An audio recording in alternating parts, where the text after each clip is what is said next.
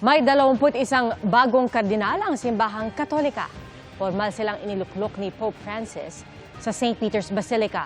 Kabilang sa mga bagong hiram na kardinal, si Caloocan Bishop Pablo Virgilio David. Sa lupon ng mga kardinal o College of Cardinals ng simbahan, tradisyonal na pinipili ang magiging susunod na Santo Papa.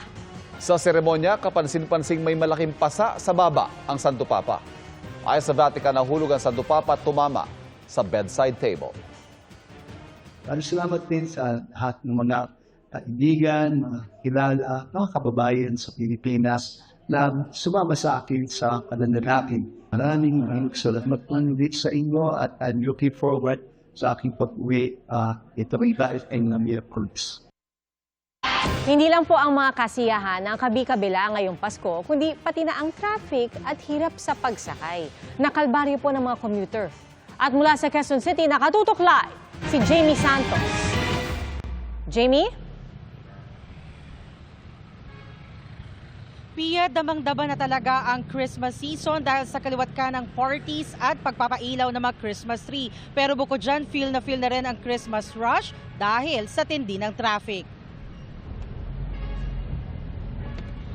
1:30 ng hapon nang simulan naming bagtasin ng EDSA. Pagdating sa Cubao, may build-up na. Lalo na pagdating sa mga U-turn slot patungo sa mga mall na nakapwesto sa kahabaan ng EDSA. Una nang sinabi ng MMDA na asahan ang pagbigat ng trapiko ngayong Disyembre. At inaasahan nilang aabot sa 500,000 vehicles ang daraan sa EDSA na mas mataas sa daily average nitong 421,000. Bagaman naiintindihan ng ilang commuter na marami ang pupunta sa mall at parties, di raw nila maiwasan ang ma-stress sa traffic. Pahirapan na nga rin daw mag-book at kumuha ng taxi minsan. Mahirap po, mahirap talaga lalo na rush hour po. Mahirap na po mag-book kasi mga busy na sila lahat. Sabi ng mga nakausap naming taxi driver, di naman daw sila namimili ng pasahero. Minsan lang kailangan nilang tumanggi sa biyahe dahil sa sobrang traffic. Sasaksagan ng masikip, dalawa-dalawang oras wala kang kikitain eh. Taas ng gasolina.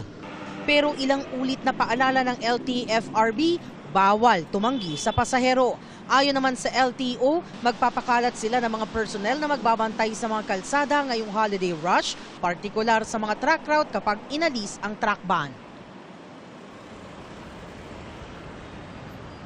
Pia, may nakita naman tayong mga MMDA personnel na nakadeploy ngayong linggo. Ang ilan sa kanila nakapwesto sa mga mall para umalalay sa mga motorista para maiwasan ng build-up sa traffic. At yan ang latest, balik sa iyo, Pia. Maraming salamat, Jamie Santos. Sa mga disgrasya kamakailan na may mga namatay, sangkot ang mga truck na sinasabing nawalan daw ng preno. Ang mga ikinakasang hakbang para mapreno o pumreno ang mga ganitong aksidente. Alamin sa pagtutok ni Joseph Moro. Hindi matanggap ng pamilya ni Anthony Irinco ang pagkamatay niya sa karambola ng mga sasakyan nitong Huwebes sa Quezon City. Panganay sa dalawang magkapatid si Anthony, isang motorcycle delivery rider na inaasahan ng pamilya. 4 na nga lang kami, ngayon 3 na lang. Para sa akin, masakit. Pero wala na akong magawa, nandyan na eh. Pero dapat managot, Nakatawag pa raw si Anthony sa kapatid niya kaya akala ng pamilya sa simpleng aksidente lamang ito nasangkot. Agad siyang pinuntahan sa ospital. Nakita ko agad yung kuya ko nasa labas lang ng ER. Wala siyang ibang kasama doon. Walang tumitingin sa kanya na nurse o doktor doon. Iba na itsura niya kaya gulat na gulat ako kasi sa video call maayos pa siya. Tapos nung paglapit na namin, tsaka lang nila pinasok sa ER nung nakita nila siguro may kamag-anak na. Isa si Anthony sa 4 na namatay nung nawalan umano ng preno ang truck na minamaneho ni Richard Mangupag at bumangga sa mga sasakyan sa Katipunan Aurora Flyover. 35 ang sugatan kabilang ang isang sanggol na 8 buwang gulang. Kahapon, naghain sa piskalya ang Quezon City Traffic Enforcement Unit Sector 3 ng mga reklamang reckless imprudence resulting in multiple damages to properties, multiple physical injuries at multiple homicide laban sa driver. Humihingi po ako ng dispensa sa mga nadisgrasya kasi hindi ko naman po kagustuhan yung nangyari na gano'n. Aksidente po. Kasi may kotse. Pag preno ko, wala nang preno. Pero hinahanap ng mga biktima ang may-ari ng truck na hindi raw humarap sa inquest kahapon. Nila, makipagtulungan sila. Kasi dami nilang sinirang buhay. Naglabas na ng show cause order ang Land Transportation Office o LTO sa driver at may-ari ng truck para pagpaliwanagin. Gabi nitong Biyernes, isang wing van naman ang nakadisgrasya rin ng iba pang sasakyan sa Skyway at Grade sa Parañaque. Isang namatay at 5 ang sugatan. Ang dahilan ng driver ng truck na walan din daw siya ng preno. Patay sa datos ng MMDA na nakalap ng GMA Integrated News Research, sa mahigit 55,000 vehicular accident ngayong taon hanggang nitong Setyembre, 4 ang naitalang dahil sa palyadong preno. Ipapatawag na ng MMDA ang mga haulers at mga truckers dahil sa tila sunod-sunod na mga aksidente na sangkot sila.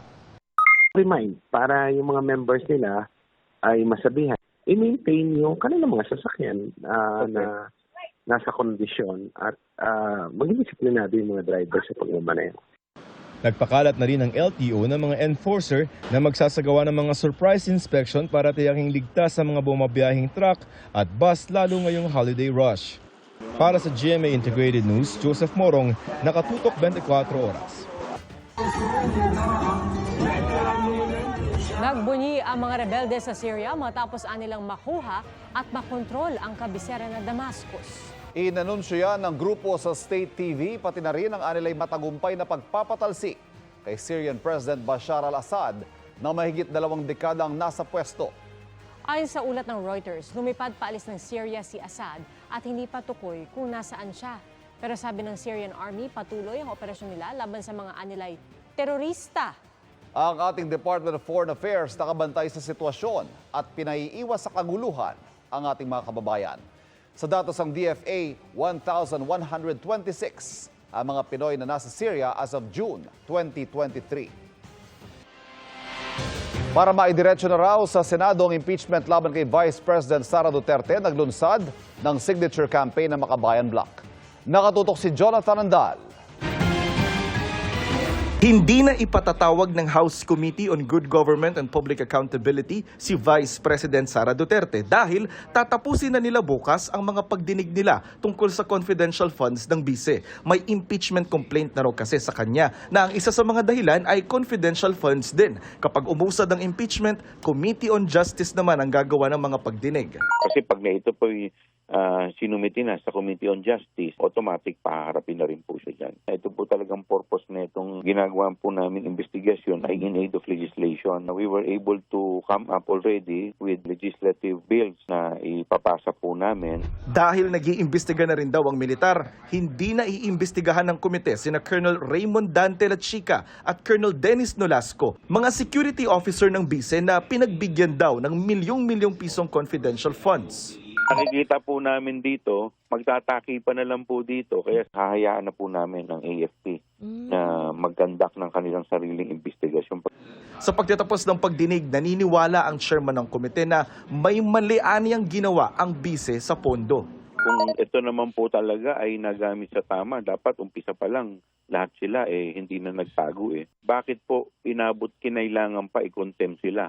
Sa huling impormasyon, nasa opisina pa ng Secretary General ang impeachment complaint laban sa bise. Sunod itong ipapasa sa opisina ng House Speaker para dalhin sa plenaryo at ibato sa Justice Committee para dinggin ito. Pero tingin ni Justice Committee Vice Chairman Representative Keith Flores, kulang na sila sa oras kung matutuloy ang impeachment dahil hanggang Hunyo na lang ang 19th Congress.